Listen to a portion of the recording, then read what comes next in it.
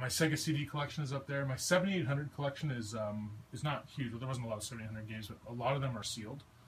My Intellivision stuff, a good chunk of it is all in the box, and then the loose stuff's over there. Coleco, loose, and quite a few in the box. Again, it's really hard to find Coleco stuff in the box these days. Lynx, Atari Lynx stuff, again, a lot of it in the box. And then my N64 collection is complete in the box. Wow. So that's crazy.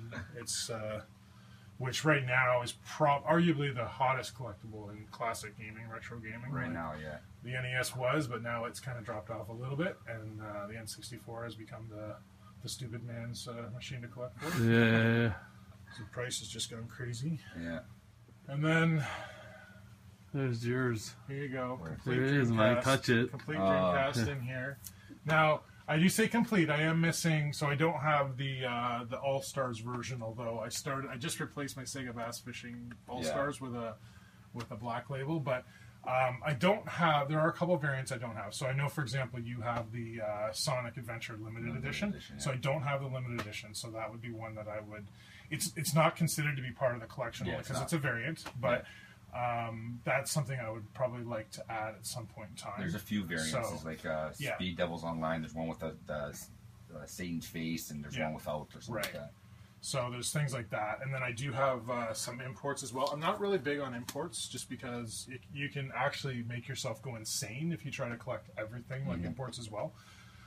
But I got like all these imports at a really stupid price, so I was like, you know what, I'll just take them. And like things like Shenmue 2 were in there and some other stuff. So, so there's the Shenmue 2, and it's like with the outer pack and everything. Wow. Do you want to touch it?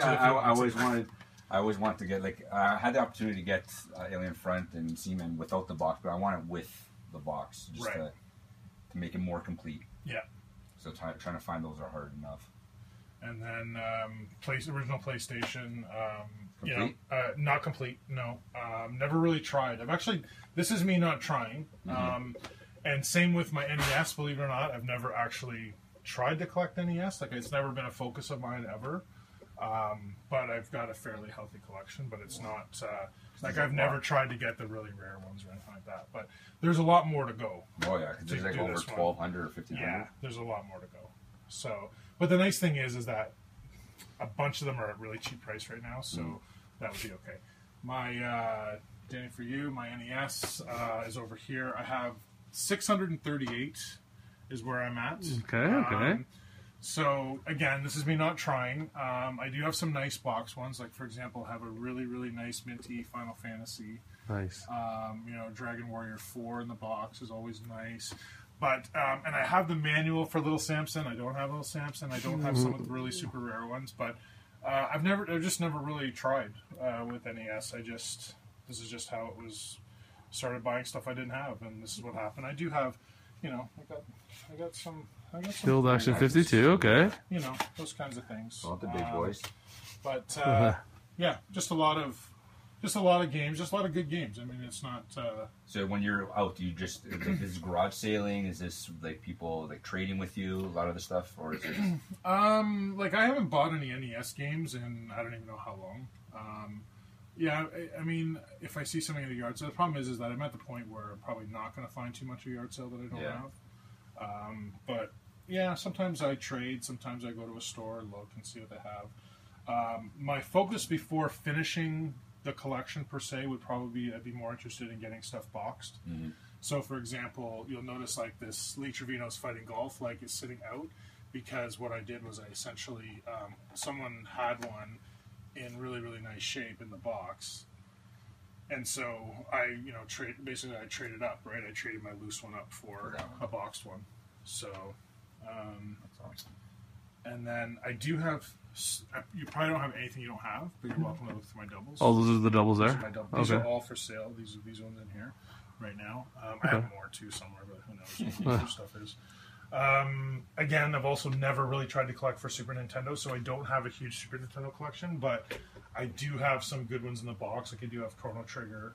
I do have the classics like Donkey Kong Country, and 2 and 3.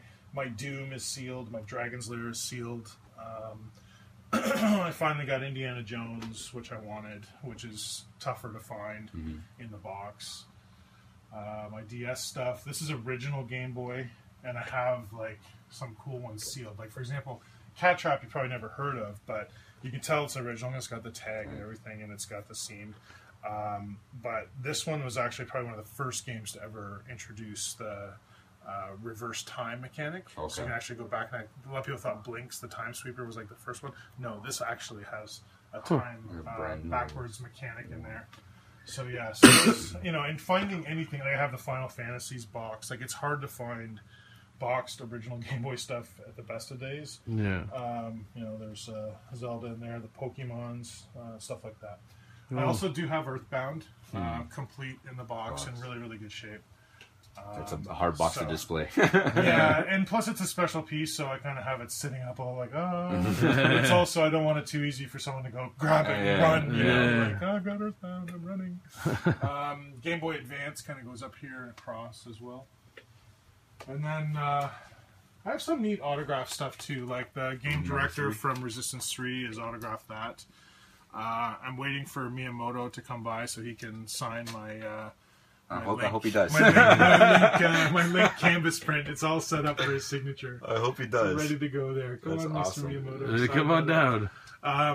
I have stacks of 360, so I use them to prop up my displays, and then sacrilegiously I've hooked up a PlayStation to it. So. Sacrilegiously. Yeah, so this is for game night. This is Crash Bandicoot 3 Warped because it has a time element to it.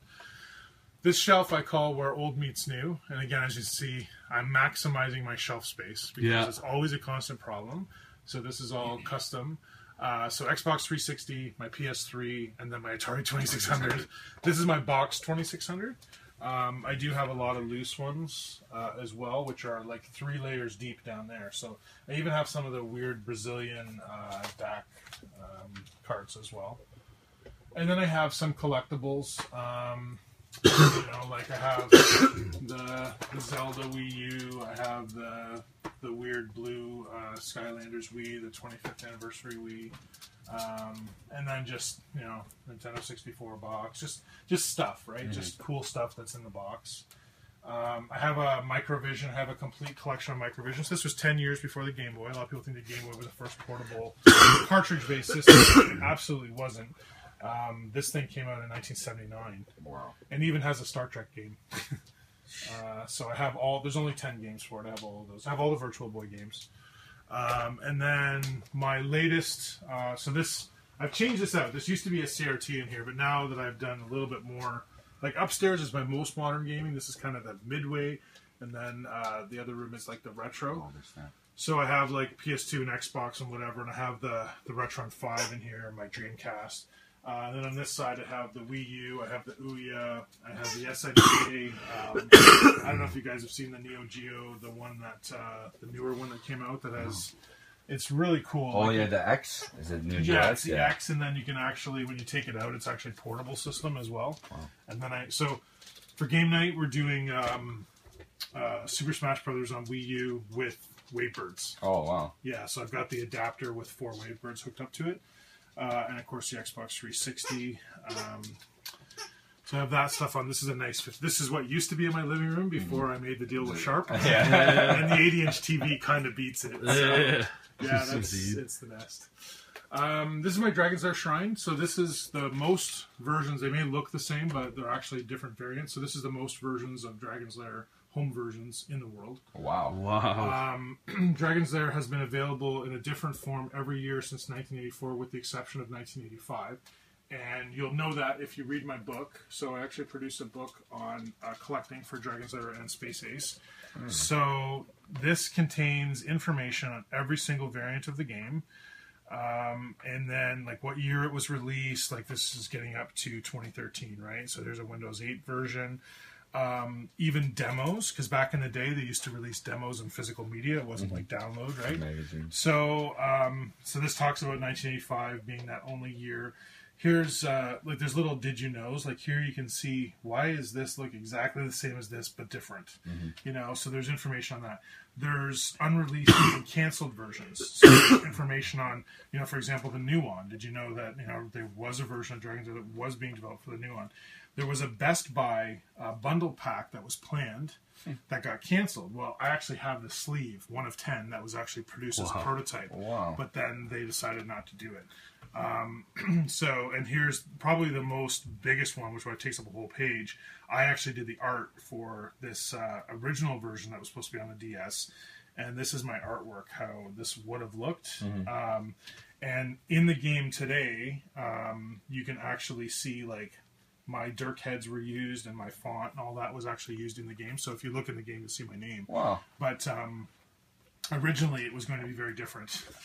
And of course, there's unofficial versions, so I show like pirated versions of Dragon's Lair, or someone released a Coleco cartridge version after the fact. All the first that Dragon's Lair did in the gaming industry, it was the first arcade game to cost 50 cents. It was the first video game to use orchestral music. Like, there's a lot of things that Dragon's Lair did that was different. So there's clothing. Here's all the platforms you can buy Dragon's Lair